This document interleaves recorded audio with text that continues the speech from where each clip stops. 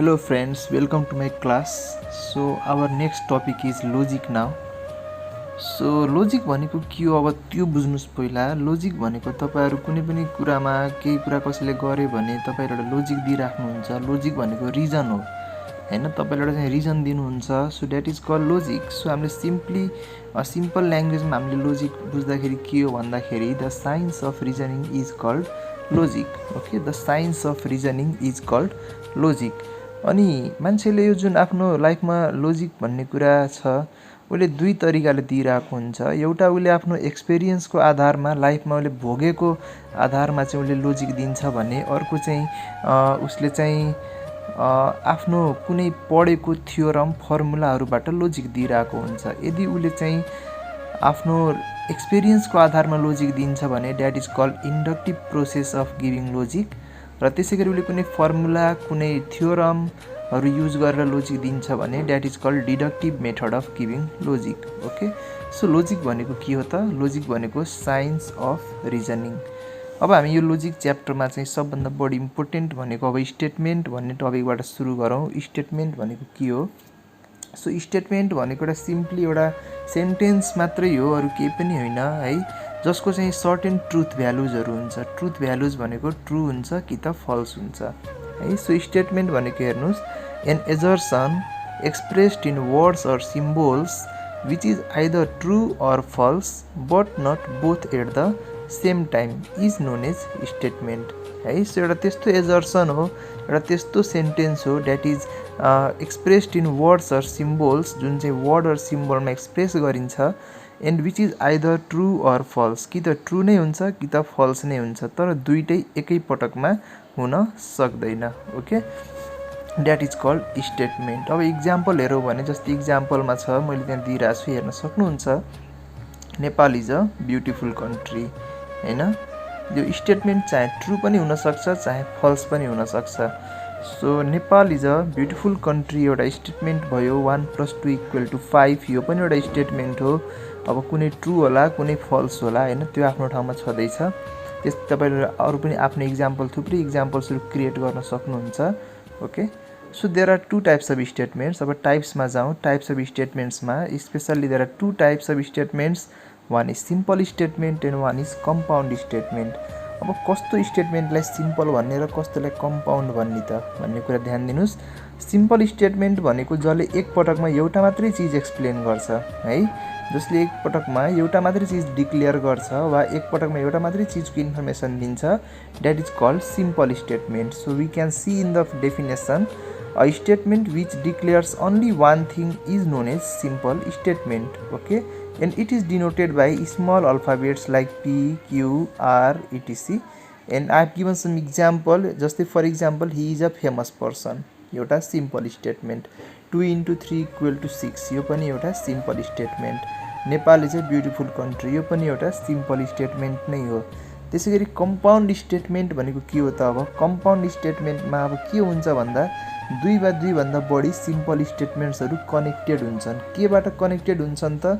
तपाईको लोजिकल कनेक्टिभ्सहरुबाट, जस्तै and, or, if, then, if and only if, यस्तो कनेक्टिभ्सहरु युज गरेर हामीले सिम्पल स्टेटमेन्ट्सलाई कम्बाइन गरेर यदि हामीले कुनै स्टेटमेन्ट बनाइराछौं भने that type of statement is called compound statement. So we can see a combination of 2 or more simple statements is known as compound statement. Okay, so now let's go to next topic.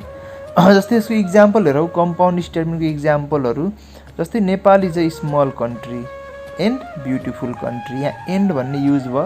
दुईटा simple स्टेटमेन्टलाई combine गरेर एउटा statement बनाइएको छ using the and logical connective. Okay, so if 2 is, second example हेरौँ. If 2 is even then 9 is odd. यहाँ if then use भएको छ.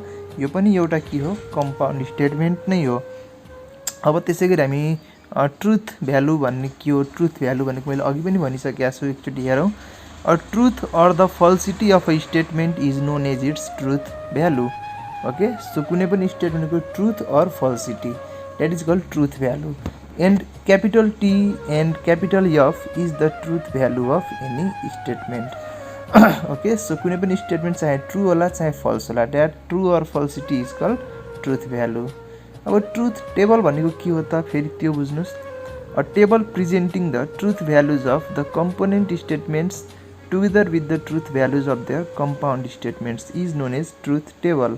भनेपछि तपाईको जस्तै माथि हामी कम्पाउन्ड स्टेटमेन्टहरु हेर्दाखेरि Nepal is a small country and beautiful country हैन त्यो अब हेर्न सक्नुहुन्छ Nepal is a small country and beautiful country यसमा दुईवटा स्टेटमेन्टहरु कनेक्टेड छन् सो त्यो प्रत्येक स्टेटमेन्टलाई हामीले के भन्न सकिन्छ भन्दा प्रत्येक स्टेटमेन्टलाई हामीले कम्पोनेन्ट स्टेटमेन्ट भन्न सकिन्छ ओके सो त्यो कम्पोनेन्ट स्टेटमेन्टको ट्रुथ भ्यालु र कम्पाउन्ड स्टेटमेन्टको ट्रुथ भ्यालु लाई इन्डिकेट गर्ने वा दर्शाउने जुन टेबल बनाइन्छ जुन टेबल बनाइन्छ त्यो टेबललाई भन्छ ट्रुथ टेबल अहिले हामीले यो च्याप्टरमा थुप्रै ट्रुथ टेबलहरु बनाउनेवाला छौं त्यसपछि जाउँ लजिकल कनेक्टिभ्समा अब लजिकल कनेक्टिभ्स भनेको के हो त भन्दा हेर्नुस् द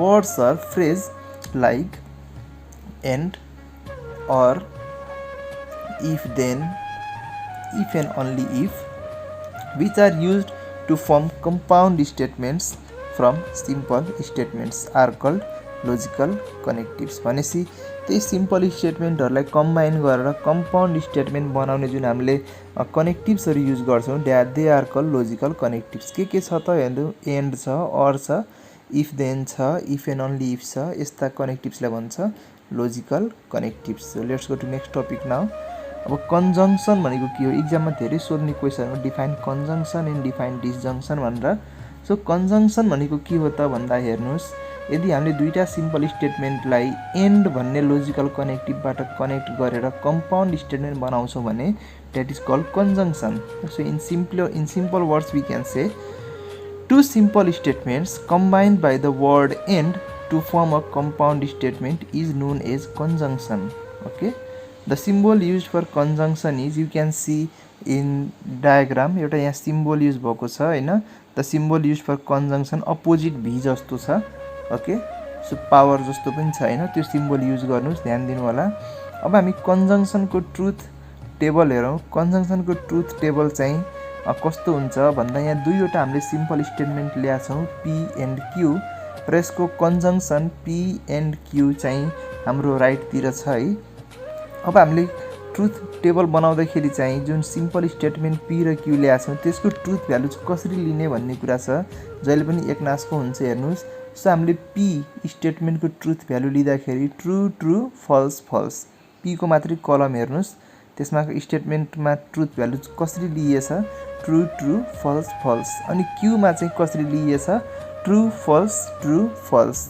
गरेर दुई थरी हामीले स्टेटमेन्टको सबै ट्रुथ भ्यालु जुन हामीले एउटा एजम्पसन गरिराछौं सब हेर्नुस् है p भनेको true true false false q भनेको ट्रु फल्स जहिले यही नै हुन्छ सब यसको चाहिँ हामीले कन्जंक्सन गर्दाखेरि एउटा कुरा के बुझ्नुस् भन्दा दुईटै स्टेटमेन्ट ट्रु भयो भने मात्रै ट्रु हुन्छ हैन भने फल्स हुन्छ okay so p and q अब हेर्नुस् ट्रु ट्रु हुँदा ट्रु फल्स हुँदा फल्स ट्रु हुँदा पनि फल्स र फल्स हुँदा पनि फल्स नै हुने भयो ओके त्यसैगरी अब डिसजंक्सन भन्ने कुरा हेर्नुस् डिसजंक्सन भनेको के हो त so two simple statements combined by the word or to form a compound statement is known as disjunction यसमा हामीले अर युज गर्छौं सो अर युज गरेर सिम्पल स्टेटमेन्ट कम्बाइन गरेर हामीले कम्पाउन्ड स्टेटमेन्ट बनाउँछौं भने that is called disjunction the symbol use for disjunction is you can see the symbol over there at last okay एउटा v जस्तो एउटा हामीले सिम्बल युज गर्छौं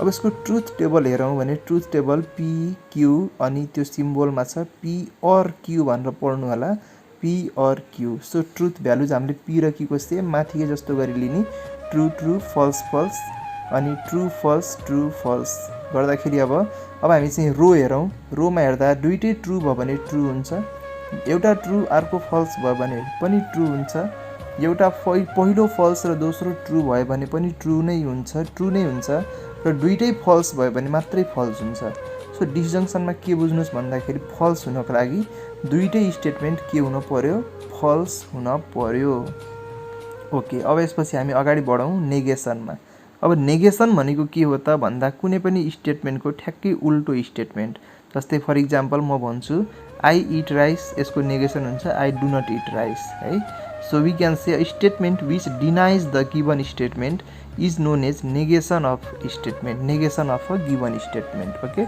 so if P is any statement, then its negation is denoted by यस्तो symbol हेर्नुस्, negation कसरी denote गर्ने हामीले क्लास 8 9 तिर पढिन्छ। त्यो सिमिलरको सिम्बल छ ढल्केको यस जस्तो हैन। सो त्यो सिमिलरको सिम्बलसँग पी जोड्नु भने that is called negation of P, or simply we can say not P.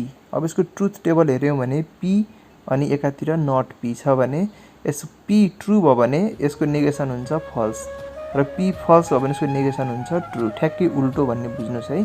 जस्तै for example A is a even number छ भने यसको नेगेसन के हुन्छ, A is not a even number.